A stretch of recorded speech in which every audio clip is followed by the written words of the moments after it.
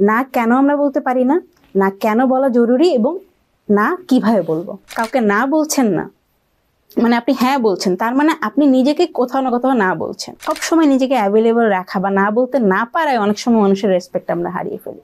আমরা ভাবি যে না বললে ওই মানুষটার একটা কষ্ট হবে, থাক আমার কষ্ট হোক, কিন্তু আমি ওই মানুষটার কষ্ট না দিই।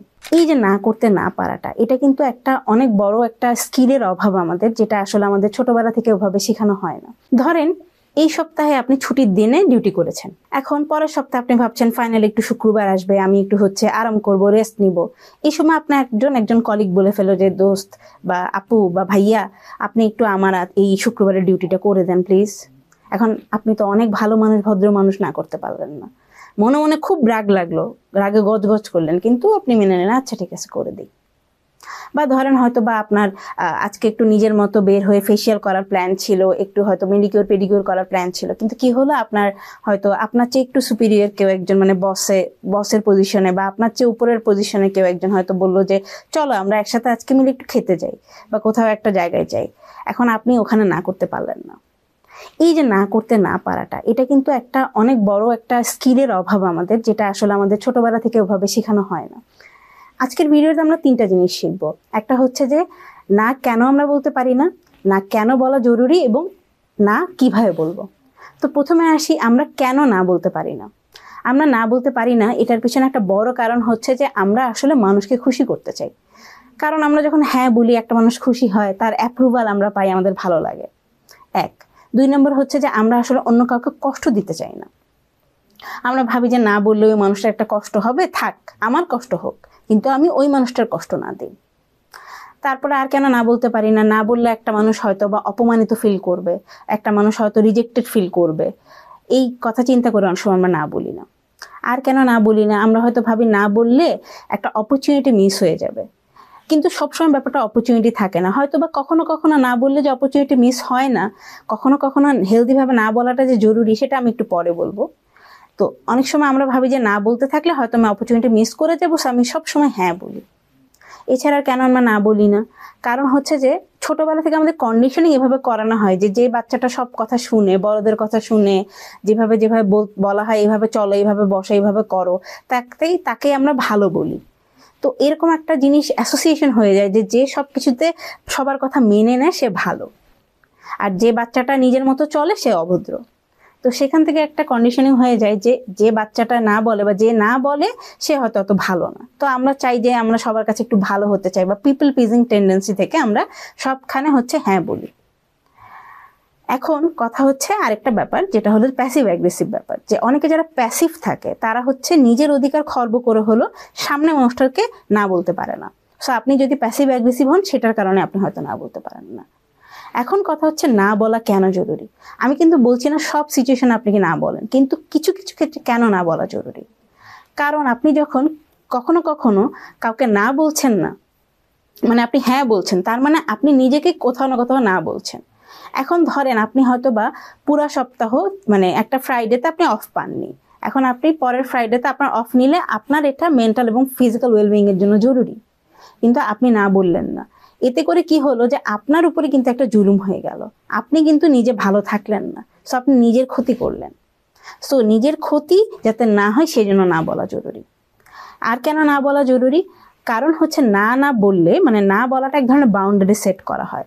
আপনি যদি সার্টেন লিমিট পর্যন্ত বাউন্ডারি সেট না করেন, কিছু টক্সিক মানুষ আছে যারা আপনাকে ইউজ করবে, এবং আলটিমেটলি এতে করে আপনি একইভাবে আবারও আপনার ক্ষতি হবে।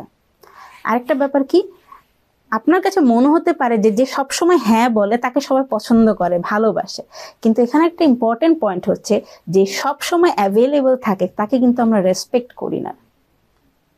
সো অনেক সময় সবসময় নিজেকে অ্যাভেলেবল রাখা বা না বলতে না পারায় অনেক সময় মানুষের রেসপেক্ট আমরা হারিয়ে ফেলি। তাই এই জিনিসগুলো চিন্তা করে আমাদের না বলা উচিত। এখন প্রশ্ন হচ্ছে কিভাবে না বলবো।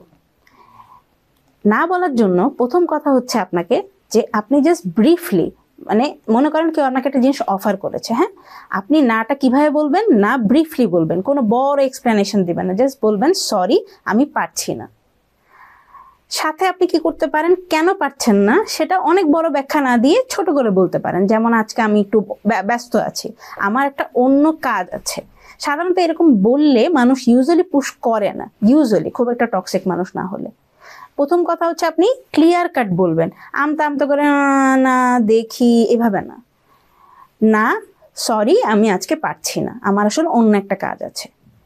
তাহলে আপনি ব্রিফলি বললেন, কেন পারছেন না সেটার একটা কারণ বললেন, প্লাস আরেকটা জিনিস কি করতে পারেন, ধরেন আপনি একটা কম্প্রোমাইজে আসলেন, যেমন একজন বলল যে আজকে আমরা হচ্ছে একটু বাইরে খেতে যাবো, তুই কি আমাদের সাথে আসবি কিনা।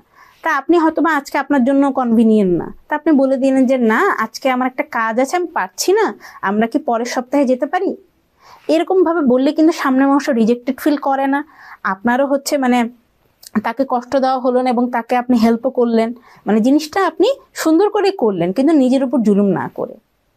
সো না বলার জন্য তাহলে কি করতে হবে, প্রথম কথা হচ্ছে ব্রিফলি না বলবো, মানে শর্ট করে ক্লিয়ার করে, আমতা আমতা করে না, এক। দুই নম্বর হচ্ছে কেন না বলছি সেটা বড় ব্যাখ্যা দিব না, ছোট করে একটা এক্সপ্লেনেশন দিব, নিজেকে বেশি এক্সপ্লেইন করতে যাবেন না। দুই। তিন নম্বর হচ্ছে যে আপনি যদি মনে হয় যে অল্টারনেট কোনো অপশন দেওয়া যায়, তাহলে একটু কম্প্রোমাইজের মতো বলতে পারেন যে আচ্ছা এটা আজকে করতে পারছি না, কিন্তু আরেকদিন কি আমরা পারি কিনা।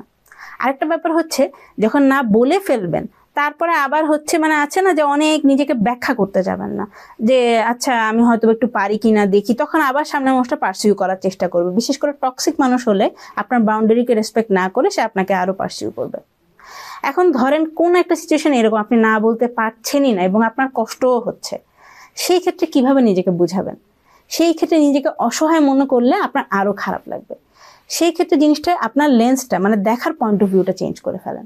সেটা কিভাবে করবেন, নিজেকে এটা বুঝাবেন যে আমি আসলে মানে করতেই হবে বাধ্য হচ্ছে সেটা না, ব্যাপারটা হচ্ছে আমি এটা না করলে এখানে না বলে যে কনসিকুয়েন্স হবে সেটা আমি অ্যাভয়েড করতে চাচ্ছি।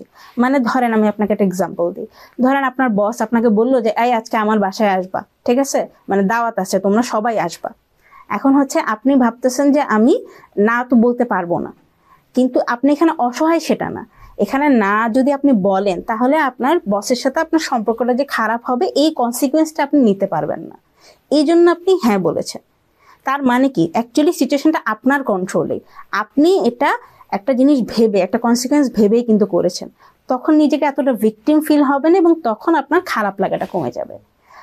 এবং না বলার অভ্যাসটা কখনো বড় বড় জিনিস দিয়ে শুরু করবেন, ছোট ছোট জিনিস দিয়ে আস্তে আস্তে করে বাউন্ডারি সেট করবেন।